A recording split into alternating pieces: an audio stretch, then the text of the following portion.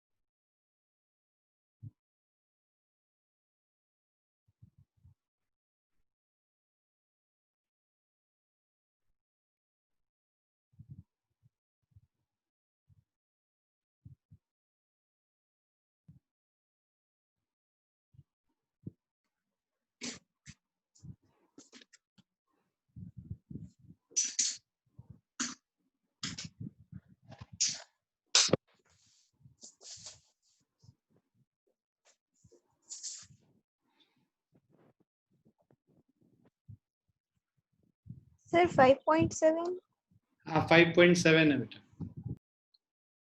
देखो क्या कह रहा है, in the given figure a is equal to 15 metre per second square. तो नेट एक्सेलरेशन जो टोटल एक्सेलरेशन है ये 15 मीटर पर सेकेंड स्क्वायर दे रखा है. ठीक है, represents the total acceleration of particle moving in the clockwise direction. Right, तो clockwise direction में जो पार्टिकल मूव कर रहा है उसका ये वैल्यू है टोटल एक्सेलरेशन का. In a circle of radius r, radius दे रखा है 2.5 metre at a given instant of time. The speed of the particle is. अब देखो ये जो इस डायरेक्शन में होता है दो एक्सेलरेशन होगा, एक टेंजेंशियल एक्सेलरेशन होगा, राइट, एक AT होता है और एक सेंट्रीपिटल एक्सेलरेशन होता है. और हमें पता है ये जो A है that is the resultant of centripetal acceleration as well as tangential acceleration. अब centripetal acceleration जो AC होगा this is equal to A cos of 30 degree है ना. 30 डिग्री एंगल बना रहा है, इसका दो कंपोनेंट है, एक इसके अलोंग और एक इसके अलोंग. तो A cos 30 डिग्री हो गया यहाँ पे सेंट्रीपिटल एक्सेलरेशन. मतलब v square by r is equal to A cos of 30 degree. हमें v का वैल्यू निकालना है. v is equal to r into A into cos 30 degree का स्क्वायर रूट. वैल्यूज पुट कर लेते हैं. रेडियस दे रखा है हमारा 2.5 और एक्सेलरेशन है 15. cos 30 डिग्री मतलब √3/2. ठीक, तो इसको सॉल्व कर लेते हैं. 15 इंटू 2.5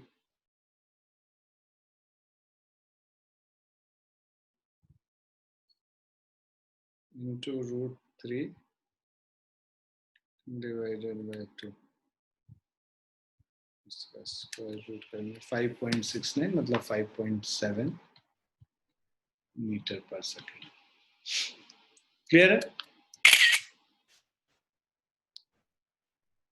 यस सर.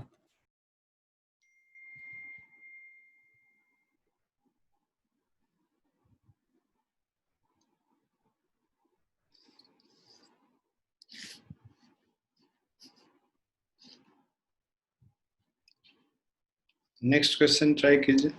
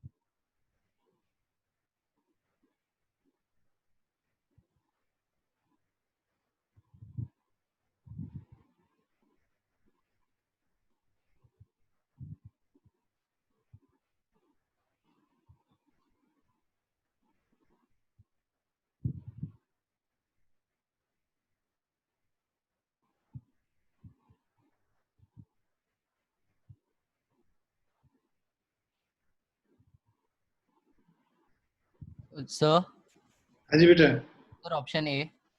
हाँ ऑप्शन ए सही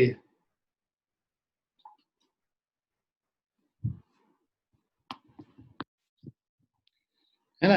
इक्वेशंस लिखना है और उसको सॉल्व कर देना है, ठीक है। सो ये तो कॉन्सेप्ट हम लोगों ने पढ़ ही रखा है। So car is negotiating a curve road of radius R. तो हमारे पास लेट्स से ये हमारा एक कर्व रोड है, राइट। ये बैंकिंग का क्वेश्चन है बेसिकली। तो हमारे पास ये एक कार है और इसका कर्व का जो रेडियस है वो आर है, राइट। अब देखो, इसका जो सेंट्रिपिटल फोर्स है वो इस तरफ होगा। अब ये देखो, इसमें एक ये वेट है mg इधर, ठीक है। और जो फ्रिक्शन फोर्स है वो इस डायरेक्शन में फ्रिक्शन फोर्स होगा F। नॉर्मल रिएक्शन है, mg के जो कंपोनेंट्स होंगे, अब देखो n का एक कंपोनेंट, मान लो ये एंगल थीटा है बैंकिंग का, ये भी एंगल थीटा होगा, ये 90 माइनस थीटा हो जाएगा और ये भी थीटा होगा, तो ये हो गया n cos थीटा। और इधर जो कंपोनेंट हो गया वो n sin थीटा हो गया, राइट। और जो ये 90 माइनस थीटा ये थीटा है, तो ये mg cos थीटा हो गया। तो n को अगर हम लोग देखें, n is equal to normal reaction, n is equal to mg cos theta होता है, ठीक है। और ठीक है ना, so n is equal to mg cos theta है, या उसका जरूरत भी शायद नहीं पड़े हम लोगों को, n के टर्म्स में ही रहने दो। अब ये क्या है कि जो वर्टिकल डायरेक्शन में फोर्स है उसको अगर हम लोग कंपेयर करें, तो देखो ये फ्रिक्शन फोर्स है, ये थीटा हो गया। फ्रिक्शन फोर्स का एक कंपोनेंट इधर हो जाएगा F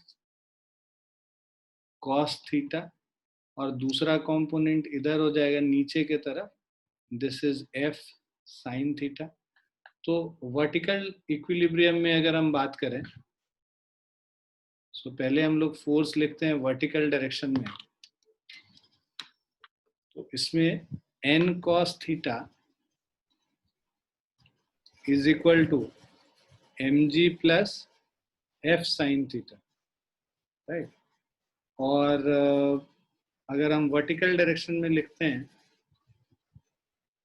तो इससे हमारा आ जाएगा mg is equal to n cos theta minus f sin theta, first equation. Horizontal direction में अगर हम लोग लिखेंगे फोर्स, सो हॉरिजॉन्टल डायरेक्शन में f cos theta plus of n sin theta is equal to mv square by r, ये second हो गया। सो अब हम लोग क्या करते हैं, सो ये जो फ्रिक्शनल फोर्स है F is equal to mu into n होता है। यहाँ सब्स्टिट्यूट कर लो, म्यू एस दे रखा है, so mu s into n हो गया। यहाँ पे सब्स्टिट्यूट कर लेंगे तो हमारा, सो आप क्या करो, पहले 2 को 1 से डिवाइड कर दो। So dividing 1 by 2, so dividing 1 by 2 we'll have mg by mv square by r is equal to n cos theta minus f, मतलब mu s n sin theta divided by f cos theta, मतलब mu s n cos theta plus of n sin theta। अब देखो m m cut गया, ठीक है, G R by V square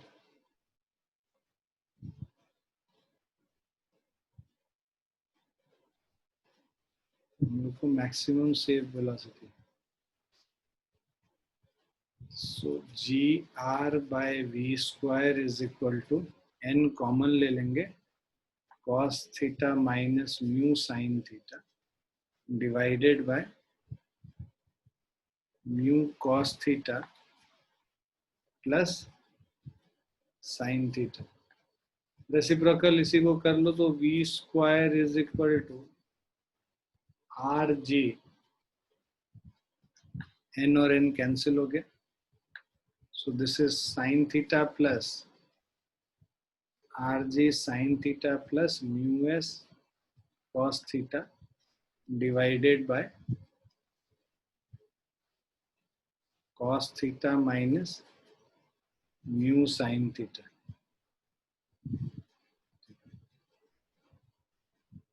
और v निकालना होगा तो इसी का रूट अंडर कर लेंगे. ठीक है, तो देखो अब इसको पूरे को cos थीटा से डिवाइड कर दो न्यूमरेटर और डिनोमिनेटर में, तो ये रूट अंडर आर जी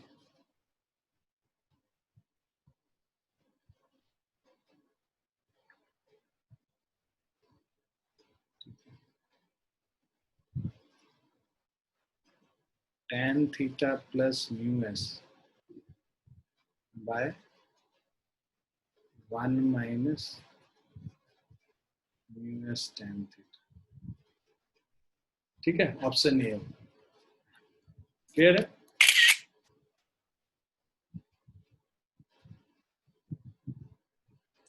Yes, sir. क्लियर बच्चों? Yes, sir.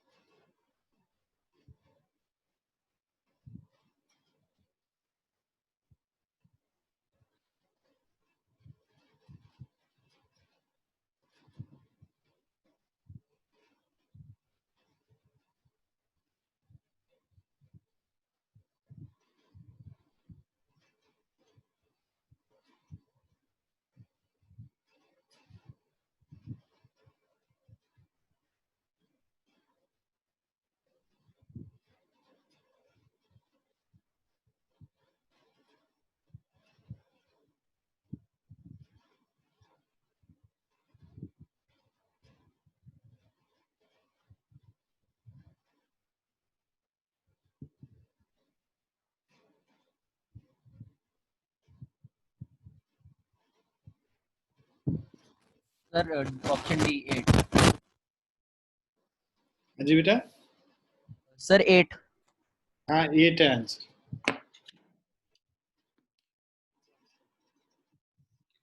So a uniform circular disc of radius 50 centimeter at rest is free to turn about an axis which is perpendicular to its plane and passes through its center.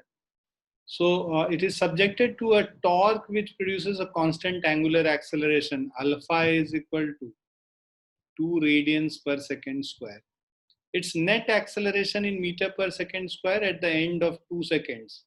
So हमें net acceleration A निकालना है at the end of 2 seconds. T is equal to 2 seconds.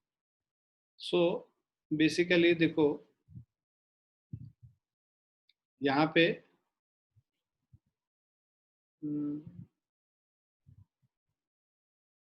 so radius 50 centimeter at rest. So radius R is equal to 0.5 meter and omega naught is equal to 0.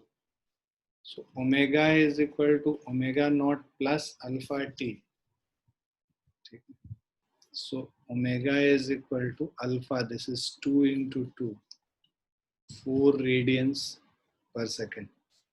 Okay.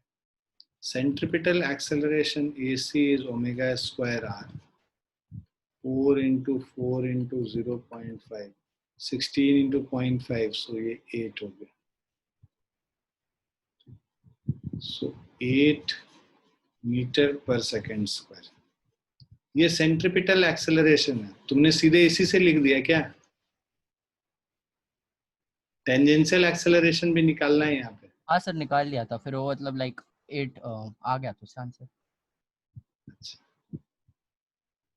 Now tangential acceleration AT is equal to alpha into r. 2 into 0.5 ये 1 हो गया. ठीक है. So net acceleration A is equal to root under AC square plus AT square. So this is root under 8 square plus 1 square. So 64 plus 1, root 65. So root 65 निकालेंगे. So this will be 8.06. But यहाँ पे आपको बोल रहा है approximately निकालने. Approximately तो 8 के बराबर. Clear है? Yes sir.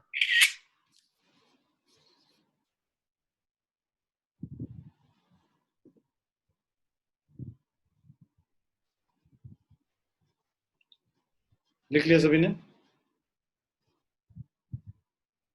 Yes sir. Yes, sir. Next question कीजिए.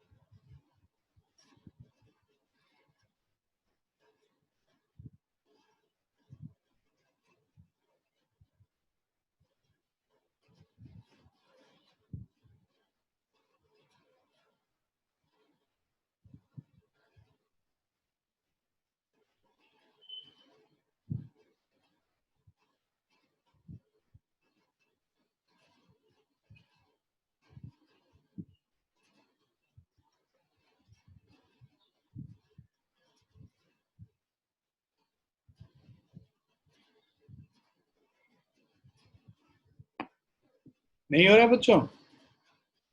No, sir. इसका तो आंसर ही याद होना चाहिए तुम लोग को, root under 5 GR। Sir answer याद है लाइक, पर अब सॉल्व नहीं हो रहा. अच्छा, कोई भी वर्टिकल सर्कल में कोई ऑब्जेक्ट जब मूव कर रहा होता है, इसमें लोएस्ट पॉइंट पे हम लोगों को पता है रूट 5 GR होता है वेलोसिटी, इस पॉइंट पे रूट अंडर 3 GR होता है, और टॉप मोस्ट पॉइंट पे रूट अंडर GR होता है. कैसे होता है वो निकालते हैं. अब ये तो याद कर ही लो तुम लोग. तो लेट्स से इस पॉइंट पे अगर हम बात करें, right. So what is the minimum velocity with which a body of mass m must enter a vertical loop of radius r so that it can complete the loop? तो ये centre हो गया. okay. इसको हमने यहाँ पे velocity v दिया, radius r है, तो टोटल जो ये हाइट हो जाएगा, ये टोटल हाइट 2r हो जाएगा.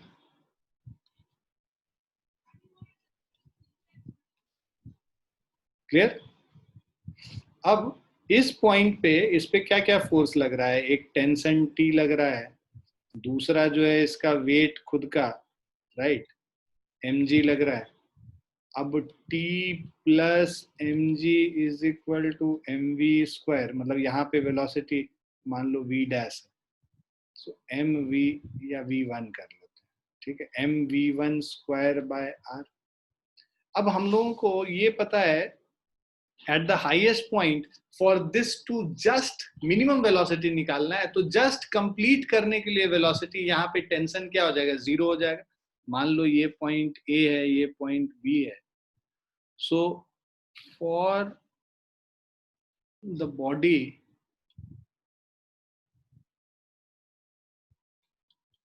to just complete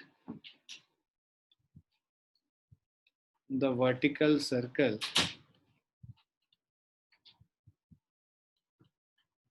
T at B is equal to 0. Tension at B is equal to 0.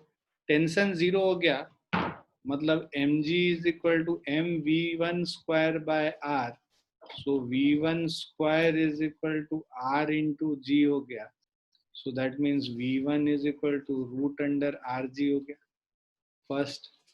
ठीक है, v1 जब पता चल गया, यहाँ पे वेलोसिटी जो पता चल गया, तो अब हम लोग कंजर्वेशन ऑफ एनर्जी लिखते हैं, mg इंटू एच प्लस यहाँ पे जो टोटल एनर्जी एट बी क्या होगा? mgh plus mv1 square is equal to total energy at A, that is mv half mv square, right? So potential energy plus kinetic energy at B. So total energy at B is equal to total energy at A. अब इसको हम लोग लिख सकते हैं mg into H का मतलब 2r, h का मतलब 2r. ठीक है, सो mg into 2r plus half into m into v1 square मतलब gr is equal to half into m into v square. m m m cancel कर लेंगे, एलसीएम 2 ले लेंगे, तो 2gr plus gr by 2 is equal to half v square. So v square पूरे को 2 से multiply कर लो, मतलब 4gr प्लस gr 5gr हो गया. ठीक है, तो v is equal to root under 5gr. Clear है? Yes, sir.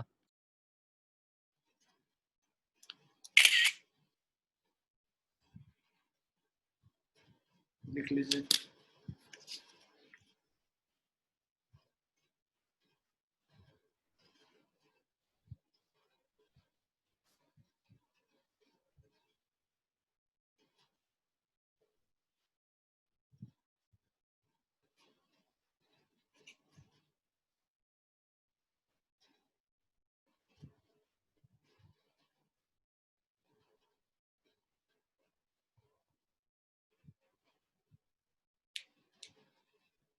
Sir, हाँ जी बेटा. तो सर आपने कहा जैसे एक पर्टिकुलर पॉइंट पर वो √3 GR होगा, तो सर उस वाले पॉइंट के लिए क्या क्वेश्चन आएगा? नहीं, ये क्वेश्चन आएगा कि एक ऑब्जेक्ट को तुमने हॉरिजॉन्टली फेंका है, तो जब जब आपने हॉरिजॉन्टली मतलब यहाँ पे फेंका है, जब इसका वेलोसिटी वर्टिकल हो जाएगा तब कितना वेलोसिटी होगा। या फिर इस तरह से आ सकता है, ए पॉइंट है, ये पॉइंट बी है, ये 90 डिग्री बना रहा है, तो इस पॉइंट बी पे कितना वेलोसिटी होगा। Okay sir. तो याद ये रखना है कि ये देखो 5 है, 5 से 2 लेस 3 हो गया, 3 से 2 लेस 1 हो गया, 5 3 और 1। ठीक है, पैटर्न ऐसे ही याद रहेगा। क्लियर बच्चों? Yes sir. लिख लिया? Yes sir.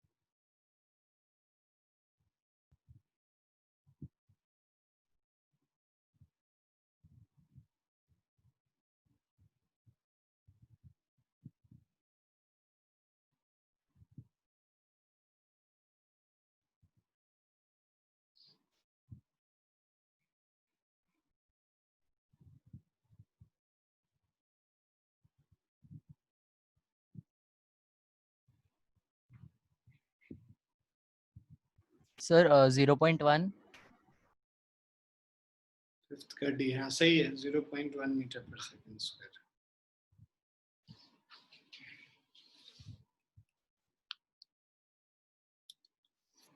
देखो कह रहा है particle of mass 10 gram moves along the circle of radius 6.4 centimetre with a constant tangential acceleration.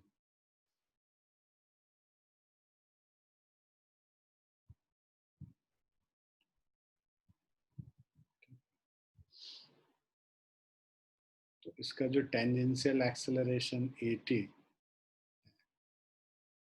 Particle का मास 10 ग्राम है, 0.01 kg हो गया।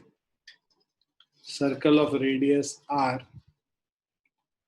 इज इक्वल टू 6.4 सेंटीमीटर है, 0.064 मीटर हो गया। ठीक है, अब इसके बाद बता रहा है आपको what is the magnitude of this acceleration if the kinetic energy of the particle becomes equal to 8 into 10 to the power minus 4 joule. So kinetic energy is 8 into 10 to the power minus 4 joule. So this is half mv square, 8 into 10 to the power minus 4 हो गया। ठीक है, by the end of second revolution, तो total displacement, angular displacement क्या है, 2 pi into 2, 4 pi हो गया ना। ये हाफ mv स्क्वायर है, तो इससे हम लोग को वेलोसिटी निकल जाएगा एंड ऑफ सेकेंड रेवोल्यूशन पे। v square is equal to 16 into 10 to the power minus 4 by 0.01। So 16 into 10 to the power minus 2 हो गया v स्क्वायर, और v is equal to 4 into 10 to the power minus 1, 0.4 metre per second हो गया velocity. ठीक है, अब हमें पता है कि s is equal to v square is equal to u square plus 280 into displacement s। हमें इनिशियल वेलोसिटी 0 है, ठीक है, और बिगिनिंग ऑफ मोशन के बाद बोल रहा था, तो v square is 0.4 into 0.4 by 2s। तो नेट डिस्प्लेसमेंट ये जो s निकालेंगे ये 4 पाई r हो जाएगा। 2 into 4 pi r is equal to tangential acceleration at. So at is equal to 0.16 divided by 2 into 4 into pi, और रेडियस हो गया 0.064।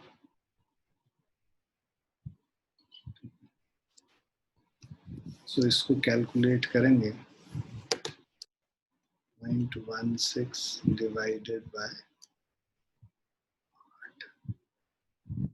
into 0.064.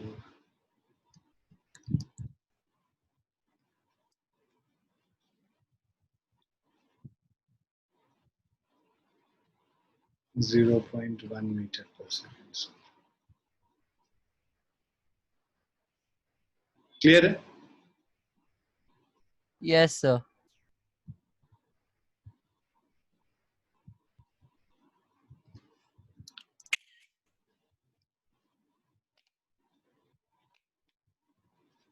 लिख लिया सबने? Yes, sir.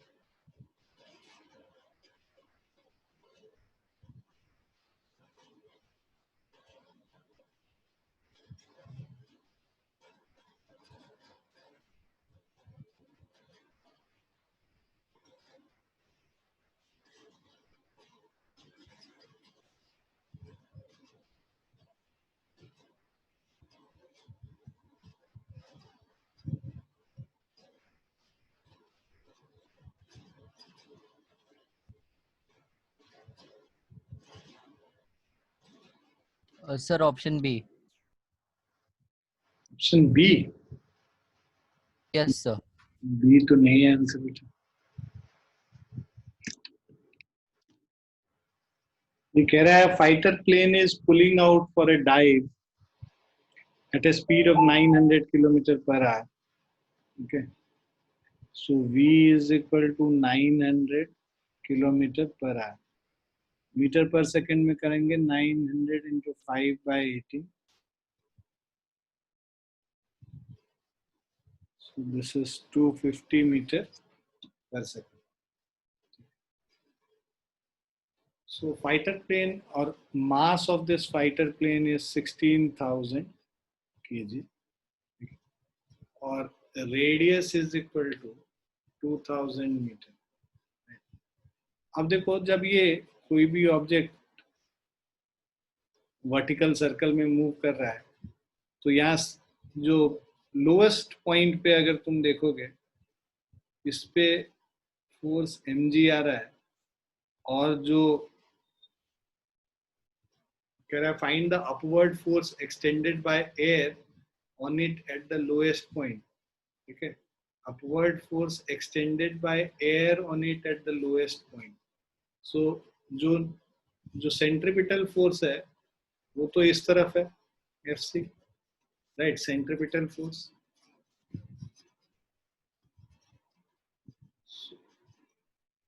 जो अपवर्ड फोर्स होगा that will be Fc minus of mg.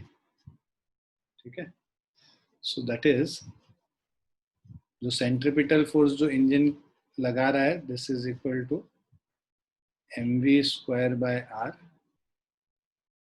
Minus of mg. This is the net reaction force basically जो air उसको इसके ऊपर फोर्स लगा रहा है.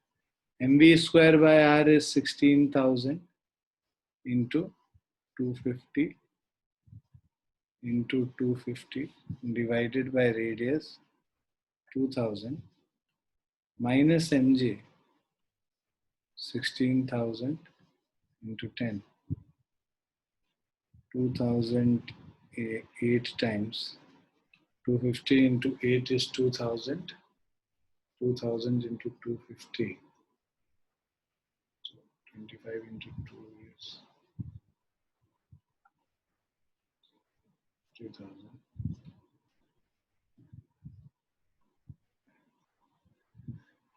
Wait a minute. 250 into 4 is 1000 into 2, 8,000, 2000, 2000, 20,000 into 20, 5 lakhs. 5 into 10 to the power 5 minus 1.6 into 10 to the power 5. 3.4 into 10 to the power 5. तो जी तो हम लोगों ने 10 ले लिया है तो उसकी वजह से थोड़ा डिफरेंस आ रहा है. 3.28 into 10. सर मैंने तो 9.8 लिया है. मेरा तो आंसर कुछ और ही आया है. हालांकि 9.8 लेने से बहुत ज्यादा डिफरेंस नहीं आएगा. यहाँ पे 16,000 into 9.8 करोगे. सर एक्चुअली मैंने sir F equal to mg plus mv square by r करके करा है तो हो सकता है. तुम कुछ और निकाल रहे हो. यहाँ पे कुछ और बोल रहा है तुमको निकाल. तुमको सेंट्रीपिटल फोर्स निकालने के लिए जब बोलता है ना तब वो अभी क्या है कि ये इंजन के वजह से सेंट्रीपिटल फोर्स होगा ना. कोई अगर मान लो फाइटर प्लेन जा रहा है तो किस चीज पे रिलाई करेगा? अपने स्पीड पे रिलाई करेगा, राइट. तो स्पीड जिस स्पीड से वो मूव कर रहा है सेंट्रीपिटल फोर्स और जो वेट उसका नीचे की तरफ है तो उसका जो डिफरेंस होगा सेंट्रीपिटल फोर्स माइनस जो वेट है that will be the upward force extended by air. Okay sir. Action force कभी भी एक्शन से ज्यादा नहीं हो सकता है ना. ये जो रिएक्शन फोर्स है अपवर्ड फोर्स जो एक्सटेंडेड बाय एयर वो एक्शन से ज्यादा नहीं हो सकता. मतलब सेंट्रीपिटल फोर्स से ज्यादा नहीं हो सकता. तो उस केस में तुम्हारा 6.56 तो नहीं आना चाहिए. मतलब कुछ और आना चाहिए. 5 + 3 8 पॉइंट समथिंग आना चाहिए. इसी में प्लस कर दोगे basically. Okay sir.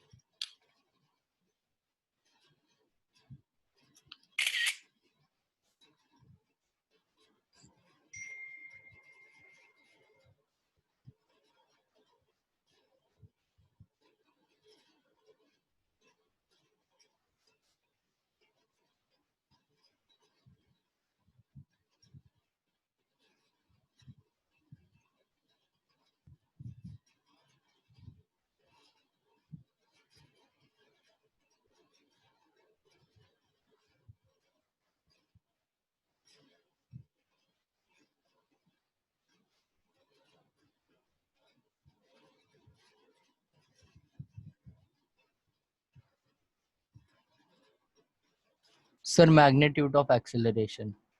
Magnitude of acceleration.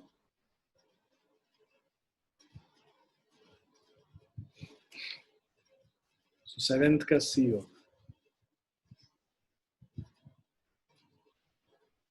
ठीक है.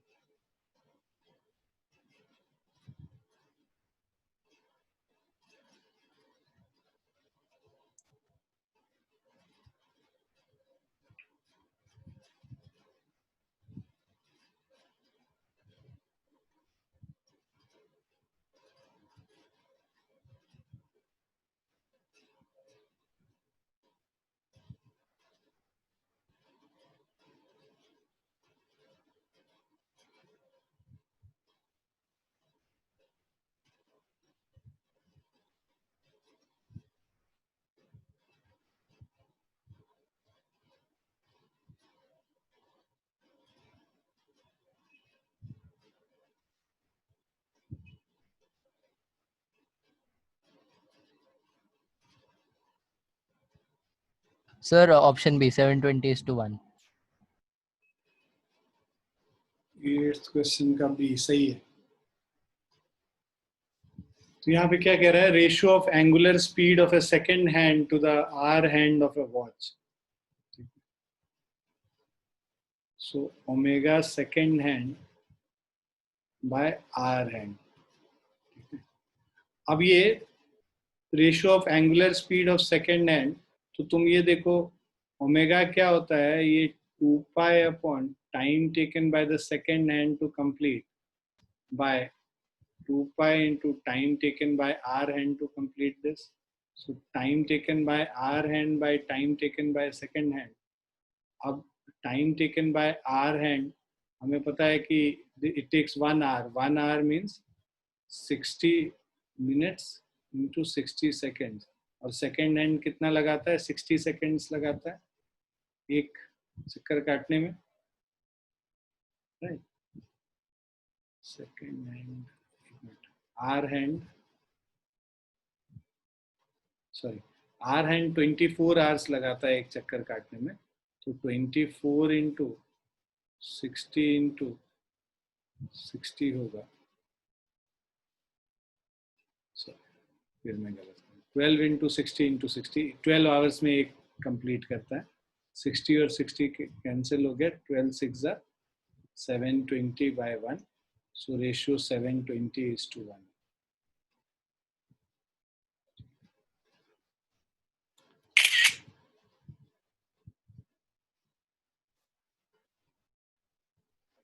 लिख लिया?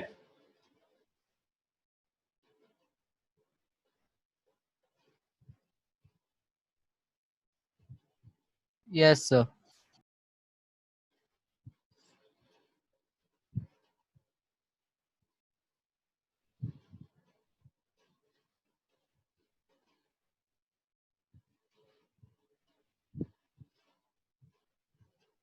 सर, स्पीड ऑफ डिप का क्या मतलब हुआ?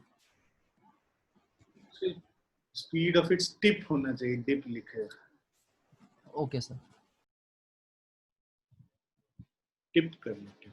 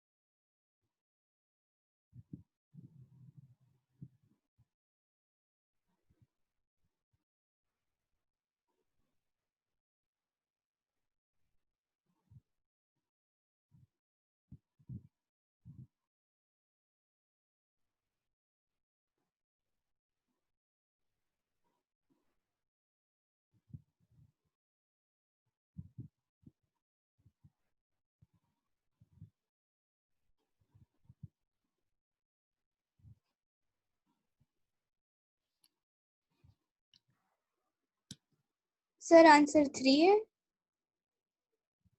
9th का 1 दिया हुआ आंसर, ई पार्ट दिया हुआ, चेक कर लेते हैं. So if the length of seconds hand of a clock is 10 centimeters, the speed of its tip is nearly. So देखो रेडियस दे रखा है 10 सेंटीमीटर, 0.1 मीटर हो गया. Speed of its tip v हमें निकालना है ना.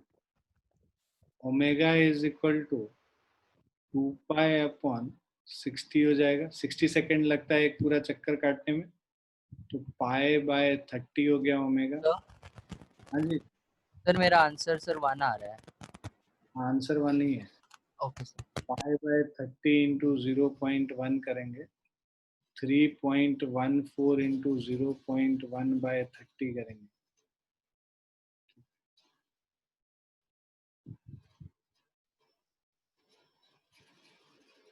ठीक है.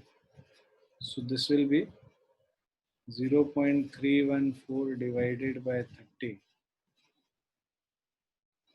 इन सेंटीमीटर पर सेकेंड में निकालना है, तो इंटू 100 कर दोगे तो सेंटीमीटर पर सेकेंड में निकल जाएगा. 31.4 bye 30 approximately 1 year.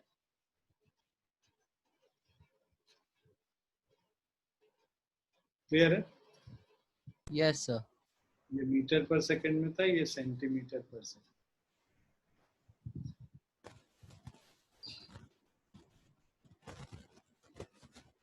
Sir yes.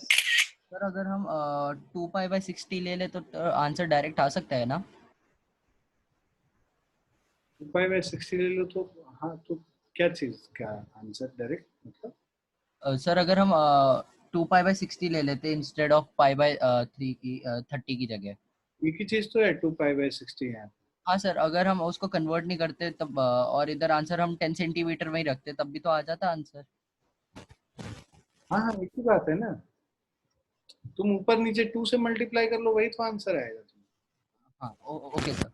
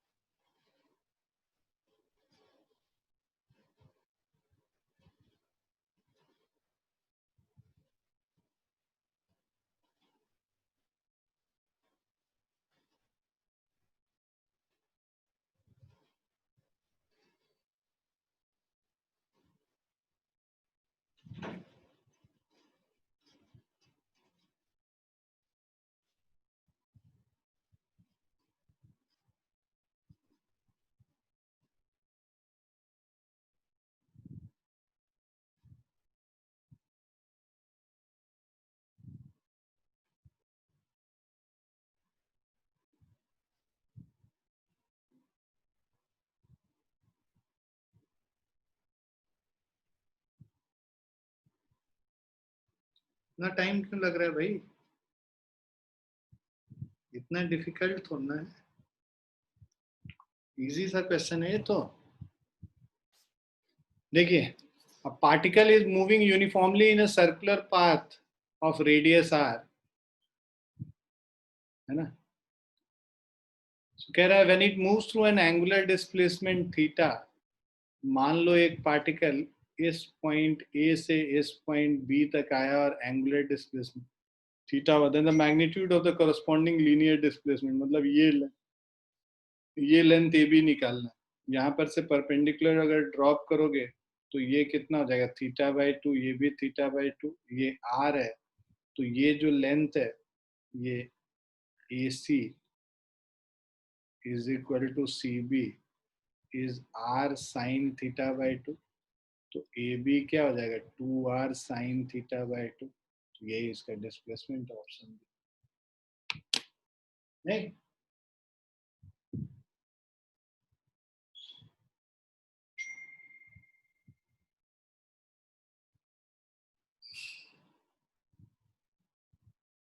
Is it clear? Yes sir. ठीक, चलो विल स्टॉप हियर, इसके आगे हम लोग नेक्स्ट क्लास में करेंगे, ठीक है? Okay sir. Bye, take care. Bye sir, thank you. Thank you, sir.